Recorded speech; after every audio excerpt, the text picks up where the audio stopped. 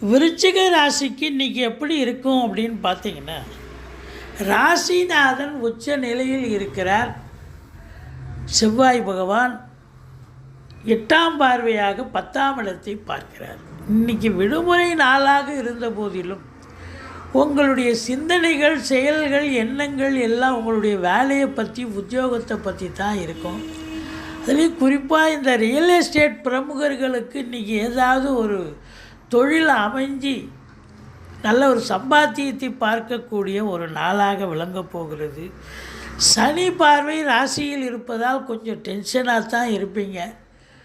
ஆனாலும் உங்களுக்கு பாக்கியாதிபதி 7ஆம் இடத்தில் அமர்ந்து உச்சநிலை பெற்று ராசியை பார்ப்பதால் யோக பாக்கியங்கள் நிறைந்த ஒரு நாள். பணம் பல வகையிலிருந்து பையை நிரப்பும்.